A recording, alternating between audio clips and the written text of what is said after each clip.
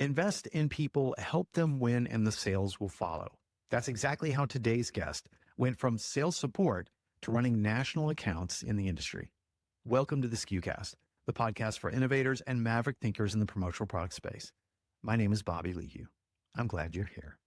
Maria Acquarola spent 8 years on the supplier side, climbing from sales support to director of strategic accounts and managing some of the biggest national distributor relationships in promo. And we're thrilled that she recently crossed over to the platform side as outside sales director here at commonsku, bringing all that industry experience to us as she works with clients. She's also co-founder of Sales Gals, an online community sharing quick sales tips for a new generation of buyers and sellers, and a Nationals dance team coach. Join us as we talk with Maria about sales advice like the multi-channel mix that beats email fatigue, some supplier and distributor relationship advice like why whose fault is it is the wrong question when a project goes sideways, and Maria's reframe for solving challenges, plus the early career mistake every young salesperson makes in this industry, and the pro pivot move to better results and richer relationships. Today's episode is brought to you courtesy of us at commonsku. Over 900 distributors powering 1.8 billion in network volume rely on commonsku's connected workflow. Process more orders, connect your team, and dramatically grow your sales. To learn how, visit commonsku.com. Now here's my chat with Maria. Maria, thank you for joining us on the SKUcast. Thank you so much for having me. I am so excited to be here. Now, in the intro, I shared your journey from supplier sales and then working over to commonsku. And we are so thrilled to have you on the team. But I have a question about this journey, your whole sales journey. You went from sales support to director of strategic accounts as a supplier, which is a fantastic leap. And what did sort of that journey teach you about sales specifically to this industry? Yeah, I think I was lucky enough to learn from so many amazing people in this industry, which really is what the promotional industry is all about. But part of learning from other people made me realize that this industry and all sales are really so relationship based. So people buy from people that they like, that they trust, that they want to work with. And it taught me a lot about not just pushing product or solutions or what it is, but really understanding other people and finding out how you can be true partners. And that's where really effective sales happen and where I really started to see momentum in my own business and get promoted a few times, because you have to invest in people and understanding their needs and their strategy and how to help them win so you guys can win together. And ultimately, I found that the sales naturally follow. Maria, you, as a little sidebar, you do coaching, like dance coaching. Help me understand what it is that you're doing, because it sounds like it's a great parallel to what you do in sales. Yeah, and it's so interesting because I think I've learned things in sales that I've been able to translate to coaching and dance team and vice versa, things that I have learned Okay. coaching that I've translated back to sales. I was lucky enough to be the coach at LaSalle here in Philadelphia for a few years, and right now I am the Nationals coach at my alma mater at Millersville in Pennsylvania. And it really teaches you to meet people where they're at, which sounds so simple, like something that people say all the time, like meet people where they're at. But truly, I think in any relationship, whether I'm coaching in dance team, whether I'm coaching in the sales world, or whether I'm working with customers, meeting people where they're at and adapting to their style makes that person feel comfortable with you. And it's almost like you need to take control of the person and the situation to understand who they are, how to work with them. That's where I've seen the most effective coaching coming out of. These girls are working so hard. They are doing so much. They're going through a time in their lives in college where everything feels really big, and it's so rewarding to see them win, but it's not one size fits all. And that has translated back to Mm. sales in a lot of ways of not everybody works the same way and not everybody has the same thing that's most important to them or the same struggle or challenge that they're working with. And how do I find that middle ground with every single person and really help them succeed, whether it's coaching on the floor or whether it's in business and it's someone's livelihood at stake? I can see how that would apply to our industry in particular, because you have distributors who have all kinds of ranges, all kinds of types and sizes. And you went from working with distributors probably in a one-on-one perspective all the way to working with maybe some larger distributors who are part of an aggregate group of some kind. So I can see where you have different levels of distributors. And when you say meet them where they're at, I totally understand that. But also, this industry has as many similarities as it has. There's so many differences in terms of their business model, who they serve, the clients they have, and that would be huge. I can see how as a coach that would be ideal. That is a big piece of it. I think the other piece is this is still sales. I want to win. That's how I coach my girls. How do we get in this winning mindset? How do we win together? How do we celebrate our successes? And all of those things are really, really important in business too, because we want to win together. And it's that same thing about the first point of how are we partners? How are we working together? How are we coaching each other, whether it's in dance or in business. So it's kind of helped me grow in both senses because I've learned a lot in business and leadership training, working with a team, working on a team, managing different buying group relationships. And a lot of that has filtered over into how do I better coach these girls and get more from them and see their success. So it's been really rewarding on both ends, I would say. We're going to drop into some tactical ideas on working with suppliers and distributors in a minute. So we'll come back to this conversation. But for the moment, you and your friends started Sales Gals. What is that? I'm having you Well, describe it. I Sales know what it gals is, but I'm having you describe it. Sales Gals really started from this desire. Me and one of my coworkers were talking about how do we better connect with the people in our industry because everyone is email fatigued. We're at this point where virtual meetings are constant and Yeah. it's just so much to manage. And we really wanted to say, okay, there's really two channels of Sales Gals that we want to do. The first channel, we want to share some of these things that we've learned as younger people in the industry that have really helped us along, some fun sales tips, but in under 2 minutes, because no one wants to spend all of this extra time when there are these Mm, industry educational resources like SKUcast, like things with PPI that are amazing. And that is really serving that function. So, how do we give quick tips online where people have a couple minutes at lunch and they can maybe learn something or maybe get excited by something that we can share product wise, solution wise, sales tip wise? And then the second avenue was really meant to just be light and fun. How do we bring more mm, positivity? How do we give you a little break that's fun, that's relatable, that's something in our industry that everyone is like, oh, that happens to me every single day? yeah. And just being a positive light, because there's so much, we don't like this or this isn't great. And there's a lot of challenges that people deal with in their day to day. So, how can we be relatable and fun and just keep things light? And also, now that we're kind of all in different places, how do we stay connected in the promotional products world as a group as well? This is a great topic for us to dive into because the industry was built on sort of more traditional selling models and lots of shows, calls, and this wave of buyers now. We have distributors who are working with their customers in Slack. We have distributors who are working with their customers via chat. What does this next wave look like to you? I mean, how do you think about bridging that divide? And also, you have spent a lot of time in reimagining what communication with customers looks like in the future. What did you learn through that process? Think it's very similar to meeting people where they're at because right now in our industry, we're looking at not only a lot of different distributors, but they're looking at a lot of different buyers on their end as well. We're starting to see that shift Yeah. where there are a lot of millennial buyers, there are a lot of millennial distributors, but now we're starting to see Gen Z come in and we're starting to see these people behave a little bit differently than maybe some of our traditional promo people that have been in it for a long time and do it really successfully. Those people still love to be called, to connect on the phone, to have more of that traditional sales model, and that's really important still, showing up in person, making those calls, keeping those personal connections.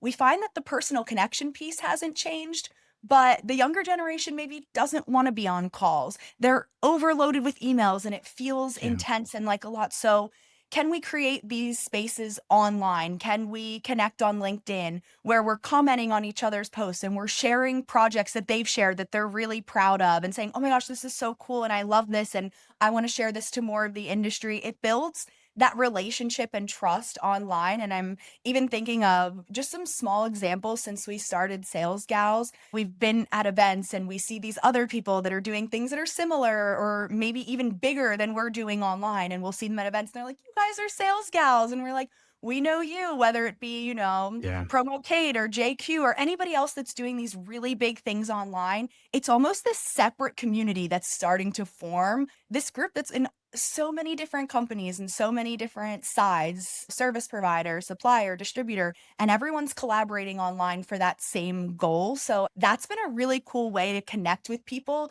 and see this next generation of sellers and buyers really connect in new and different ways that we're Yeah. finding valuable. We're seeing a lot of transition from folks that are subscribers to a show. They might be watching on YouTube or something to clip watchers. And so a huge successful show might have, I don't know, I'm just throwing numbers out, but 100,000 successful subscribers if it's, or 10,000, excuse me, or 1,000 if Sure. it's a B2C model, right? But what they have exponentially are clip watchers, like people that are just watching in droves and clips. There's also something you're touching on here. There's this consumption capacity we're reaching as an audience because of the incoming influx of messages that we get from working with our customers, suppliers. So we have Slack, we have email, we have chat. So we're reaching a capacity now. Thankfully, AI is building some tools that are going to help us sift signal from noise. But it's really cool because what you're talking about with sales gals is cutting through that clutter and giving them something they can reach into for a quick hit. One of the sales topics you cover is a cadence approach. Sort of perfected this, if I could, when you were supplier, right? This whole cadence approach or drip marketing, whatever you want to call it, for distributors who are still sort of winging their follow up or maybe not even doing a real intentional follow up campaign. What does a good sales cadence look like for you? And maybe that we'll get into commonsku in a minute, but how that parlays into your work now.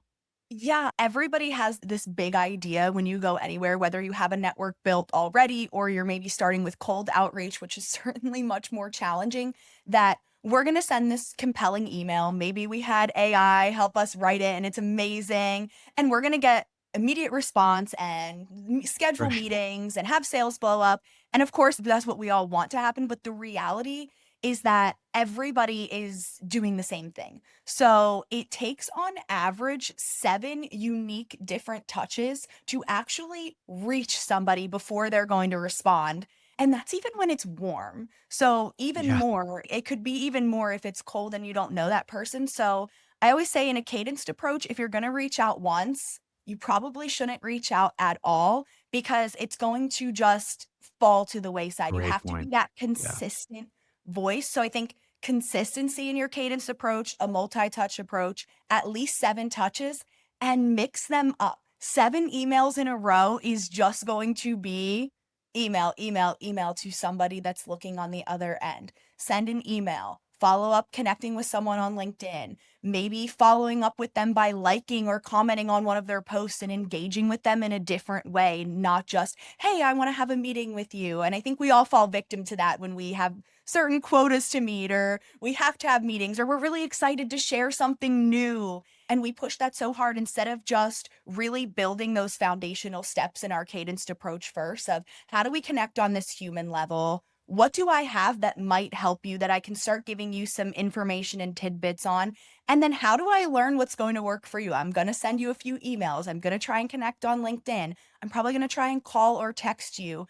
And then you're finding out, okay, this is how I'm learning how each person works. But also, we all know sometimes sales is right place, right time. So if you're not doing that cadenced approach and you're not checking in on a regular basis with valuable content, it cannot be checking in. I had a sales leader that always told me checking in is for hotels. And we should never Good. be doing that in sales or business. And that really resonated with me because when we're doing a cadenced approach, it's not just, hey, I'm here again. Hey, what's up again? It's how am I providing value to you? Why should you, on the other end, be giving me your response, your time? Because how are, again, we building that relationship that's symbiotic for both of us, where we're getting something out of this? So, where people do struggle with the cadence approaches, they're like, I did send 10 touches and I got no response. But what's really the value behind those responses in your Yeah. cadence approach and thinking through it, I think is the critical piece. Yeah, absolutely. You manage some of the biggest supplier distributor relationships in the industry. Like you were managing big buying groups like Reciprocity, a Premier Group, and to dive more into specifically supplier distributor relationships, because one of the unique POVs that you have is working with distributors and how we can improve the supplier distributor relationship. So, what makes this supplier distributor partnership work versus being just transactional? Yeah, there's definitely a time and place for transactional work. We all know that at certain times end users ask for something and one person has it and we have to Mhm. complete the transactional work in the right way and we have to keep orders on time and answer emails. That is part of the job. But the supplier distributor relationship really is meant to be something where there is trust there. They know that if they run into a problem, it doesn't matter whose fault it is. They want to know they can reach out to partners that want to help them, that are going to find the solution, that also are going to creatively help them grow their business and be strategic and plan with them and not just be reactive.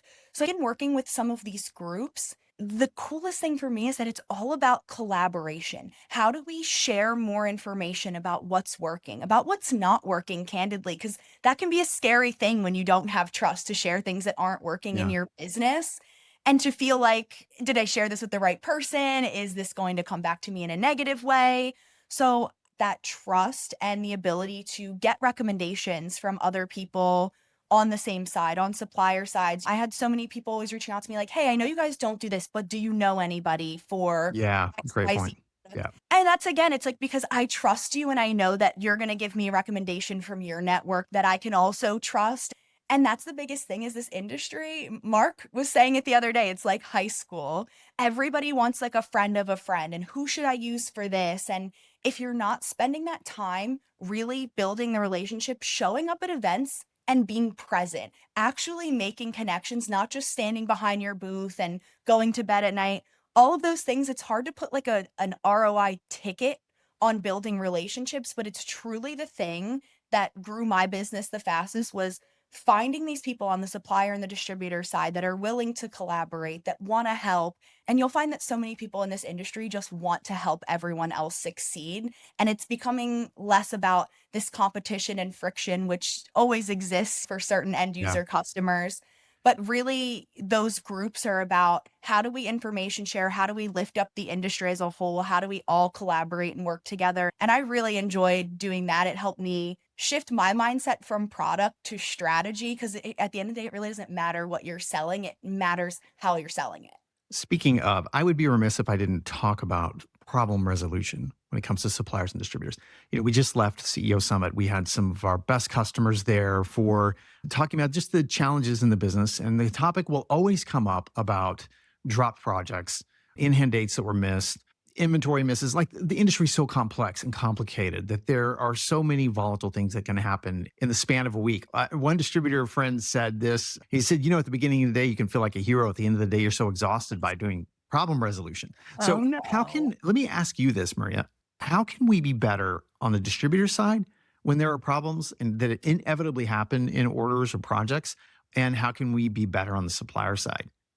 Interestingly enough, the answer is the same. There is always this natural thing that happens where it has to be someone's fault because whoever's fault it is, it's their job to fix it. Right. And to me, that is some of the most counterintuitive thinking when you're talking about partnership. And from both sides, if you are the person that's wrong, maybe just be upfront and honest and say, this is what happened and this is where we need to go. I find when we're talking about a problem, we all know it's not really about the problem. We need to find the solution. So if Yeah. we could sit and run around whose fault, who approved Right. the wrong color, who wrote the wrong color, why it missed Right. the enhanced date, this ship that got stuck here, it's not anyone's fault, it's UPS's fault, of course Yeah. the end of the day, our goal is really to serve the end user customer, whether you're a supplier or a distributor. We want these products to get to end users for people to be happy, for people to be excited to keep and use and reuse these products. And that fuels our entire industry forward on the purpose of branded merch. So I think when it comes to problem resolution, let's all just be as upfront and as clear as Yeah. possible on here's what the issue is. My client's upset. What is the ideal solution? And how do we both do our best to get to that solution without cutting someone's margin completely or telling someone they're totally on their own? At the end of the day, we all want happy customers. We want repeat business. We want repeat orders. Yeah. And when we just level set on what is it that happened and what is it that we really want and need in terms of a solution, we're going to get there a lot faster than arguing over whose fault it is because at the end of Yeah. the day, someone's at fault And I think that we spend too much time in that area Yeah. instead of really getting to the root of what's going to make the customer happy and how can we collaborate and work together to get to that solution where it doesn't impact either one of us too hard, unless of course there's certain instances where it's totally a supplier's fault, and in which case it's, as a supplier, sometimes you just have to say this is a great customer and this is great business and we need to fix this as quickly as possible. And you have to do that as a supplier, and you should, because these people are counting on you for that business. A lot of distributors are working on commission only. So this really is cutting into their ability to grow with that customer if we don't solve the problems. I love what you said because solve the problem, assign responsibility for who's responsible for the fallout later, but let's fix the problem so we get the customer taken care of. And this happens all the time. I mean, you know Yes. this more than I do, but it can be the client left something off the order, put the wrong suite number for the address or whatever it might be, or it can be multi-ship destinations and one of them got screwed up. There's so many variables, but yeah, solve the problem, take care of the customer right now, and then we'll fix who pays for what later. It really is, because what does the customer need? We could spend an hour going back and forth. We could spend a whole day going back and forth. And now the customer still doesn't have a solution and we're all upset Right. with each other, instead of, okay, we fixed this for the client. Now let's figure out how we're going to come to the best resolution together. Yeah, there's so many problem resolution tips that we could probably share with this. We could have a whole episode around this. So I know somebody's sitting there Yes. going, okay, but I've got this problem right now, and this is what's going on. So maybe we can return to that someday. You draw this distinction between selling product and building partnerships, which is kind of interesting because we're an industry that sells product. But at the end of the day, we're also a very tightly networked and knitted together industry of partnerships. How do you how do you do both? Because when you were a supplier, your job was to sell that product, but you also had these major national relationships to nurture. Absolutely. There's definitely a fine balance, because people still do want product information. They don't want to say, okay, Maria's my promo bestie and we chit chat every single week, but I have no clue what's new and I don't know what the capabilities are. So we do still need to, as suppliers, if you're on the supplier or distributor side, you need to talk about product to some extent.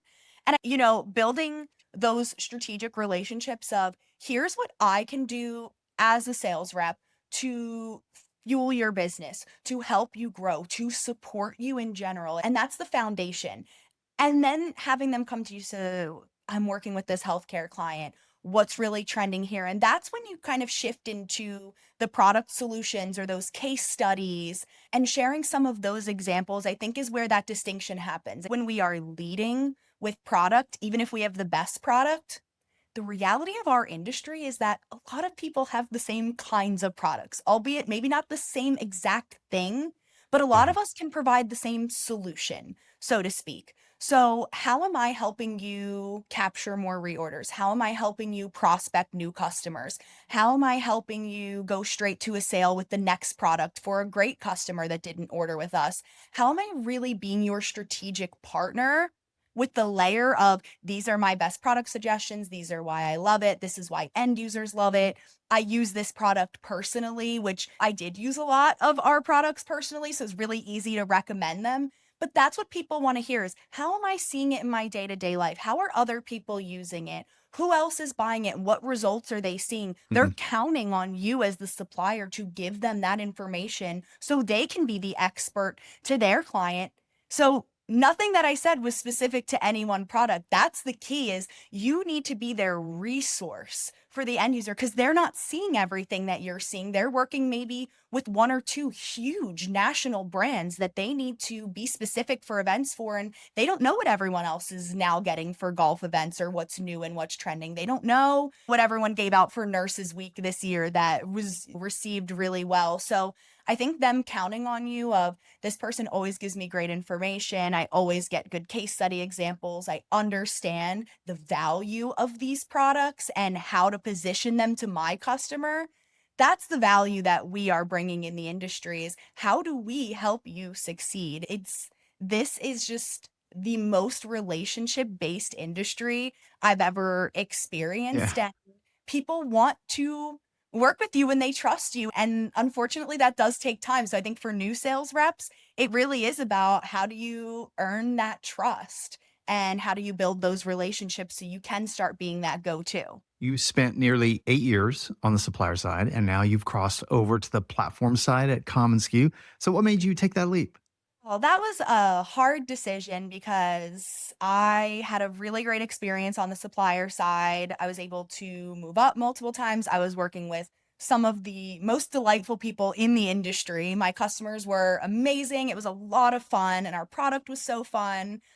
But I think for me, one thing that really challenges me is pushing myself into new things. How can I also get that next step in my career where I'm being challenged, where I'm learning something new, where my sales skills are kind of Mm, being taken to this next level? There was a point where product is so fun. It really is. And I did love it, but there's this differentiation between, are you gonna go down this route of you're gonna be this product expert, you're gonna continue to work on the project level, or do you wanna work on this strategic level where you are mm, truly helping businesses scale, grow, kind of being almost that consultant side to them of how do we get to the next level in our business? And that is a big shift, but to me, that was just so exciting. And I think when this opportunity kind of came across my lap, and funny enough, it came across from another person in the industry that was a good mentor to me and was like, I think this is just such a great fit for something that would challenge you and excite you. It was just such a different opportunity that I have not experienced before that I think I was ready for. So I will say it was probably one of the most bittersweet changes because everything just, I had such a great experience and I really was ready to take some sort of next big step and really help these people that I've known in the industry grow and yeah. scale and see them succeed. And this company here at commonsku is just moving in this direction that is so exciting for how are we going to be the leader in the technology space for promo? How are we going to help distributors grow their business faster? And these are the problems that I hear from my customers every single day. So I was just really compelled to say, this is something a little bit bigger that I can jump to and be part of and really help our industry feel comfortable with tech, which can feel scary to a lot of people, Mm, and yeah. bridge that gap. So there's just so many things that were really exciting to me, but it's also scary to make a big change like that when you're really comfortable and quite happy. But so well said about how much joy you get out of helping people with the strategic side of their business and thinking about Yeah. that next leap forward. You told me that every distributor wants two things. They want to grow revenue and they want to make their lives easier, right? That and that is Yes. it is a basic. I love the basics of that. How does that insight change the way you approach conversations with potential customers with commonsku? It is the foundation of what the platform does, and maybe from a supplier side, I didn't fully understand the capabilities of the commonsku platform until you're really in it, and I think my first couple of weeks here, every day I was like, "Wow, this is so cool. Oh my gosh, this is revolutionary." If I had this tool when I was on the sales side, I would have been able to grow my business even faster because this just is so streamlined. It's so specific to our industry. I was just so excited and impressed. And I think when you're selling to distributors, they do want those two things. At the end of the day, this is a business and we need to grow revenue and we need to grow sales. And we need tools that are going to help us do that effectively and efficiently, quickly. We also want our lives to be easier. There's so much manual data entry and copying things over. I even experienced that in my own sales world where I'm like, I'm spending so much time on some of these Yeah. transactional things and how can we get these off our plate? It's a question a lot of businesses are asking themselves. So, really just having these open, candid conversations, that's where it starts is where is your business at right now? Because quite honestly, there's probably not a lot of huge like problems with people's business. They're probably not like my business is failing and we need Right. this solution. That's Great really point. not where this industry's at, but it's okay, tell me how you're running your business now and opening their eyes just like my eyes were open when I got here of how can you do it more efficiently? How can you remove some of those manual steps? Imagine what your sales team could do if they weren't spending time rekeying information and they were spending more time on reorder opportunities or new business development. That's where we're seeing that increase in revenue. Like when I first got here, just learning that common SKU users are growing 3 times faster than other users on different platforms. That to me, if I was a business owner, is really compelling. Just sharing some of those things in that way. Like, I've just learned this. I am so excited about this. Love to talk to you about your business and what's working and maybe what's a little bit challenging or how we can help you grow faster, not how we can, your business is in a detriment. So I think sometimes people think you're only looking for a solution when there's a big problem, but Yeah. it's really about if you have something great, how can we make it even better? How can you That's grow such a even great point. faster? It's such a great point because in this industry, you're constantly making iterations on your business. So, as a distributor owner, principal manager, sales leader, you're constantly making iterations. So, you might think after 6 months of that for this or 4 months of this year, you've made improvements and business is growing. You're up 10%, you're up 15%, but there's nothing like critically broken to where everything's falling apart. Sometimes that happens and you realize you need to fix something. Maybe you lost a big client because of services or whatever. But it's a really good point that most people have reached a point, especially with technology, they've layered in enough solutions, but they don't quite realize what they don't know. They don't know that distributor A is able to handle a project load 10 times the size with far fewer touches than distributor B, but distributor B doesn't really know that because they've made iterative improvements in their platform all along. Therefore, they think that they've made these improvements. They don't know any different. And we both know this industry. You're sort of inundated in your own world. I know that was my challenge as a distributor is that I couldn't see any other world but ours. And we were making improvements and we were growing and margins were relatively healthy. So it's a really good point about that. Yeah, I love that point of you don't know what you don't know. Don't know. And everybody is really trying to find new tools and make things Yeah. easier, work with great partners where they can have administrative support that's maybe outsourced to take some of that load off their sales team. All of these things are so great. But I think when you're looking at it from far away, you're like, wait, we are using 10 different things. And there Yeah. are so many places where just realizing, okay, if we were to connect half of these things, it would save us this much time. And where could that time go? And where could it be spent? So it's usually not that distributors are failing or they're broken or their business is plummeting and now they need to find this solution. And I think that sometimes is a harder sell of what is the strategy behind this of how do we help you grow faster? How do we get you the results that you want Yeah. even faster? How do we take this off your team so they're happier? We all know that it's always like sales versus the world at every company. They need all of these things. And when they're not happy, everyone's not happy. But the reality is that if your salespeople are able to do this relationship building that we want to do with them, with their Yeah. customers, more often than monitoring the transactional work or following up for ship dates and tracking and all of those kinds of things, we are going to see business happen faster and we're going to see growth happen faster. And that is really what everyone wants to see. Everyone wants a successful business. They want happy and healthy salespeople that are making great margins and that have margin visibility and that are able to connect with their customers and win them and wow them. And that's also a lot to manage. So anything we can do to make that easier is just what really excites me about commonsku because I've heard all of these complaints or struggles or things people wished were better from every partner that I've ever worked with. Like, "Oh, Good if I point. could do Right. this, then I would be Right. really selling or everything would be great." So, there's a lot of things that happen like that where you're like, "We can help." Yeah. Last commonsku transition question I have for you. We have mutual friends in Reciprocity. You mentioned when you joined, virtually every Reciprocity owner reached out and basically said you are in great hands joining commonsku. You probably had other customers. I don't want to say lots. I just want to say you had customers reach out and say, what a great move. What does that kind of unsolicited endorsement tell you about how people feel about commonsku and the platform? From my perspective, Mark and Catherine have just done an unbelievable job of building their brand. There is so much trust there. So whether people are on the platform or not, they are aware of commonsku. They Yeah. have that name recognition, but they have that brand trust. People know that they are good people to work with and that they're doing business in the right way. And to be someone joining that kind of culture and that team and that reputation that precedes them is really an incredible thing. It is just something that's really exciting. It made me feel really secure, even though I was already 100% set that this was the right decision for me. having those people that I really respect and worked with for so long, especially in a group like Reciprocity that really cares about partnership. Truly, those owners are friends outside Yeah. of work, and they spend time together and they share information so to have those kinds of people that I really trust and respect and admire reaching out to me saying this is just such a great move.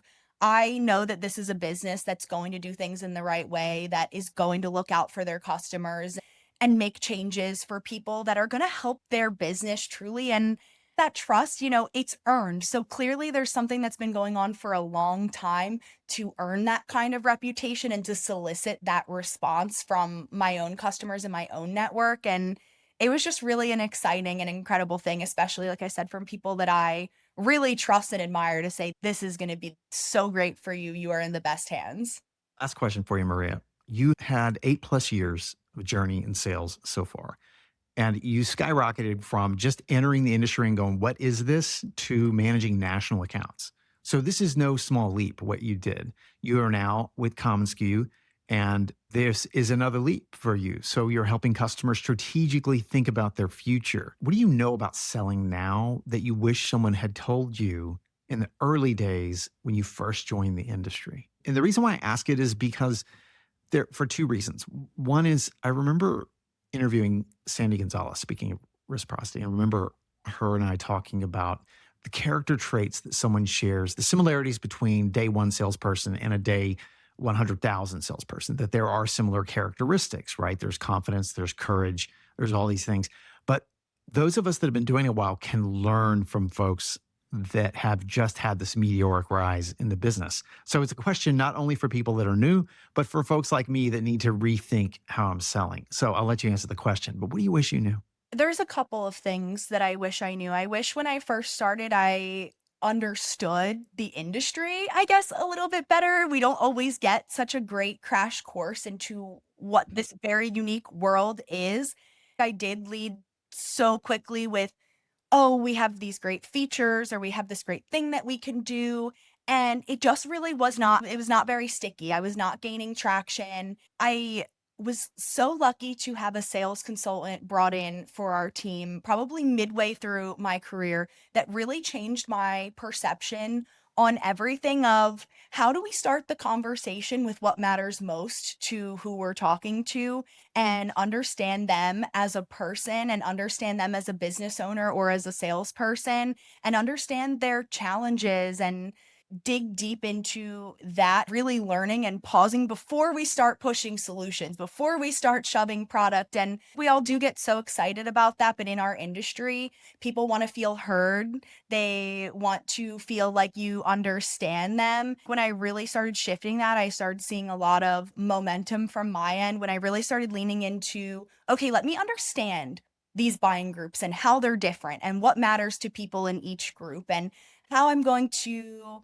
be a little bit more intentional to say, okay, this is what other Reciprocity Road customers are doing, are buying, are using. I mean, really understanding these people and their customers and what they need. Icebox is a great example. I took over Icebox from Rory Young, who is at DCX and is well known and well respected in the industry.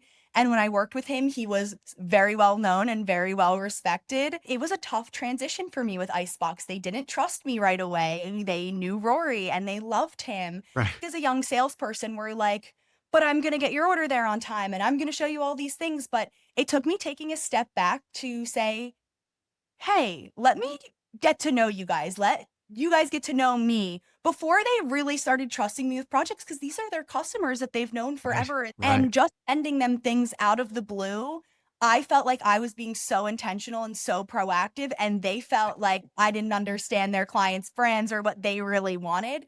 Yeah. And that was so true, and I didn't know that when I was young, but I also think leaning into your network, building your network outside of just your customers is something that I wish I would have been told from the start Mm, because that really helped me skyrocket as well. I have been so good. so fortunate. I could name 50 people off the top of my head that have in some way helped propel me forward in my business, in my career development.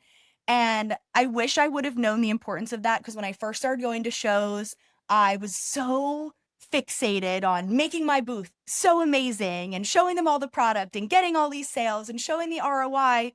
When really, if I had spent even part of that time making more connections with other suppliers and building my network, I could have grown a lot faster because I learned that a little bit later that those people were going to be the people that were actually going to help me. And they weren't as big of my competitors as I thought they were when I got there. Like, Yeah. oh, I have to win business from Right. all these people. We all do different things. We all have different strengths. And so many people have helped me, especially on the supplier side and building that supplier network. So I wish I would have known how important it is to really take that part seriously and not just be so fixated on winning sales because this industry, that is what it's all about, is just making connections and helping people grow their business no matter what side they're on.